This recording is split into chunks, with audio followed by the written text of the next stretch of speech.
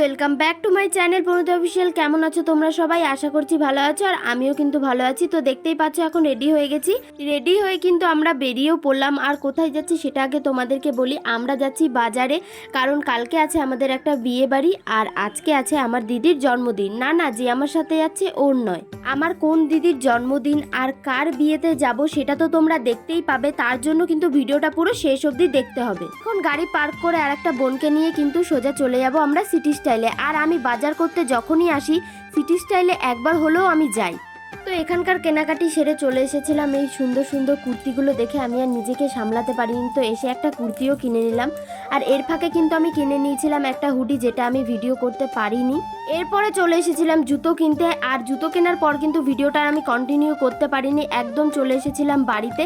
আর বাড়িতে এসে দেখো কত কেনাকাটি করে নিয়েছি। আর দেখো যেই হুডিটা কিনেছিলাম সেটা কিন্তু আমি একদম পরে চলে এসেছিলাম। তারপরে কিন্তু এসেছিল আমাদের সোনা পাপা আমাদের বাড়িতে। আর এসে এত কথা বলে, মানে যেটা দেখবে এটা কি ওটা কি, আর আমরা তো উত্তর দিতে দিতে একদম পাগল হয়ে যাই। আর এরপরে ওকে নিয়ে চলে যাব আমরা কাকাদের বাড়িতে। তো ওকে আমি বলছিলাম একবার হাই করে দাও, দেখো তোমাদেরকে হাই করে ফ্ল্যাং কিসিও দিয়ে দিল। আর আমাদের সোনা পাপা যখন আমাদের বাড়িতে আসে ওর চারটে মানে কিন্তু পুরো হাঁপিয়ে যায় ওকে সামলাতে সামলাতে। আর আমরা বলি যে ওর মাঝে ওকে একা একা কি করে সামলায় সেটাই আমরা ভাবি। তো এরপরে কিন্তু ও আর কোলে থাকবে না, ও হাঁটি হাঁটি করে যাবে। তো এরপরে কিন্তু আমরা চলে এসেছি কাকাদের বাড়িতে। আর এসেই দেখি জন্মদিন বাড়ি রান্নাবান্না শুরু। তো কাকিকে আমি বললাম যে আমাদেরকে ছেড়েই তোমরা রান্নাবান্না শুরু করে দিলে। তো এখন কাকি রান্না করছে বাঁধাকপি। তো আমি বললাম যে তুমি বাঁধাকপি রান্না করো, আর আমি ঘর থেকে দেখে আসি সবাই কি করছে। তো এরপরে চলে এসেছিলাম ঘরে। এসে দেখি যে যার নিজের নিজের কাজে ব্যস্ত। তো আমি বললাম না জন্মদিন বাড়িতে যে যার নিজের নিজের কাজে ব্যস্ত থাকলে চলবে না, জন্মদিন বাড়িতে যা যা কাজ আছে সেগুলো করো। তো এখানে এখন মশলা করা হয়ে গেছে। আর কাকা নিয়ে এসেছিল শাল পাতা, কারণ আমরা বললাম যে কাগজের পাতাতে তো সবসময় খাওয়া হয়, আজকে আমরা খাবো শাল পাতাতে।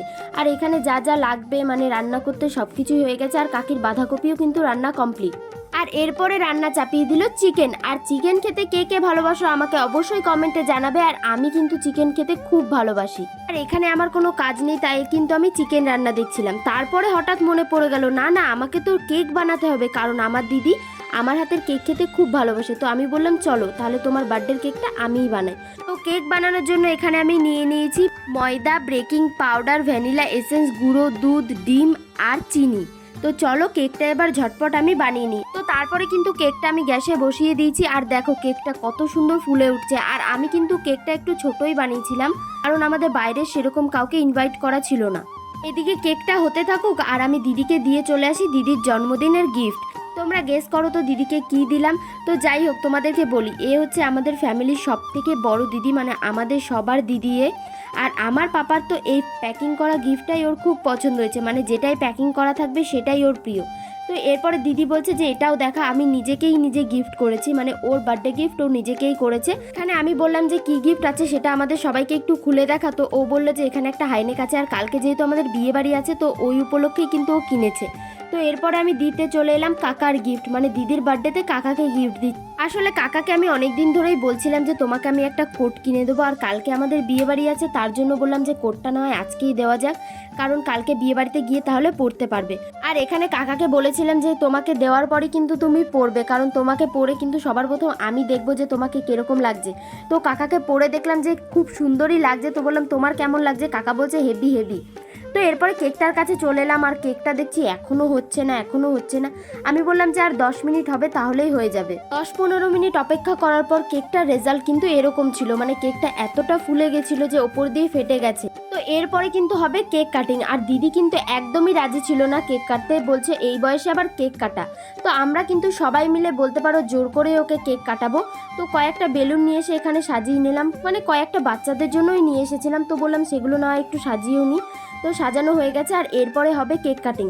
আর এদিকে আমার পাপার কাণ্ড দেখো, মানে বেলুনগুলো দেখে ওই নেবে সবকটা বেলুন। তো ওকে ধরে রেখেছে, ও দেখো কিরকম নেওয়ার জন্য কিরকম করছে। তো আর জন্মদিন বাড়িতে কে কে এসেছে সেটা আগে তোমাদেরকে দেখায়। তো এখানে এরা সবাই ছিল জন্মদিন বাড়িতে। তোমাদেরকে তো বললামই যে ঘরের লোকরা মিলেই আমরা জন্মদিনটা করছি, মানে বাইরের লোক কাউকে ইনভাইট করা হয়নি, কারণ কালকেই আমাদের জন্মদিনটা প্ল্যান হলো। আর দিদি কিন্তু একদমই রাজি ছিল না যে ওর জন্মদিন করবে বা এরকম কিছু, তাই জন্য কিন্তু কাউকেই বলিনি, আমরা ফ্যামিলিটা মিলেই বার্থডে করছি। আর দেখো টাইমবু এখানে বলছে যে সবাইকে দেখাচ্ছ, তোমাকে দেখাবো না, তোমার ফোনটা দাও, তোমাকেও একবার দেখাই যে তোমাকে কেমন লাগছে। আমি বললাম যে আমি তো আজকে সেরকম সাজিও নি বা কিছু না, আমাকে সেরকম ভালো লাগছে না, তোমাদেরকেই দেখাই, তোমাদেরকেই ভালো লাগছে। তো এখন এখানে কেক কাটা চলছে আর আমরা সবাই মিলে হ্যাপি বার্থডে উইশ করলাম দিদিকে। আর তোমরা সবাই আমার দিদিকে উইশ করো, আর আমার দিদি যেন এরকমভাবেই সারা জীবন হাসি খুশি থাকে। এরপরে কিন্তু দিদিকে আমি কেক খাইয়ে দিলাম আর দিদিও আমাকে কেক খাইয়ে দিল। যাই হোক অনেকটা রাত হয়ে গেছে, তাই জন্য কিন্তু এখন বাচ্চাদেরকে খেতে বসিয়ে দিয়েছিলাম। আর এই দিদির ছেলের যদি দিদি না খেতে বসে একদমই খেতে চায় না, তাই জন্য কিন্তু দিদিকে বললাম যে তুমিও বসে পড়ো। আর সবাইকে আমি বলছিলাম যে রান্না বান্না কিরকম হয়েছে বলো, সবাই বলছিল খুব ভালো হয়েছে। আর এদিকে দেখো আমার দিদি আর বৌদির ছবি তোলার ঢং দেখো, আর এরা তো হেসেই পাগল। আর যাই হোক এরপরে কিন্তু দিদি জামাইবুড়াও খেতে বসে গেছে, কারণ দিদিরা কিন্তু আজকে আর থাকবে না, আজকে বাড়ি চলে যাবে, তাই জন্য বললাম যে তোরা তাড়াতাড়ি খেতে বস। আর একটা টেবিলে কতজন খেতে বসেছে একবার দেখো। যাই হোক এরপরে কিন্তু আমরাও খেতে বসে পড়লাম, আমি আমার দুই দিদি আর বৌদি মিলে। আর এখানে মেনু ছিল ভাত, ডাল, বাঁধাকপি, বেগুনি, আর এখানে ছিল চিকেন পকোড়া। মানে চিকেন পকোড়াটা আমি যেহেতু সন্ধ্যাবেলায় খাইনি, তার জন্য কিন্তু আমি ভাতের সাথেই নিয়ে নিয়েছি। প্রথমে আমি ডাল দিয়ে খেয়ে নিচ্ছি। তো আমার কাকিকে বলছিলাম আমি যদি বলি ভালো হয়েছে তাহলে কিন্তু ভালো হবে, না হলে কিন্তু ভালো হবে না। আর এখানে আমি কিন্তু খেয়ে আমি বললাম যে না সত্যিই রান্নাবান্না সব কিছুই ভালো হয়েছিল। আর এই বেগুনিটাও কিন্তু সন্ধ্যাবেলায় খাওয়ার জন্য করেছিল, মানে চিকেন পকোড়া আর বেগুনি করেছিল। আর কিছুটা বেসন আর বেগুন থেকে গেছিলো, তাই জন্য কিন্তু রাতেও খাবার জন্য বানিয়ে নিল। তো চলো এবার চিকেনটা খেয়ে দেখি কেমন হয়েছে। আর চিকেনটা রান্না করেছে কিন্তু আমার কাকি, আর খেতে তো জাস্ট ফাটাফাটি হয়েছে, সেটা কিন্তু তোমরা আমার এক্সপ্রেশনেই বুঝতে পারবে।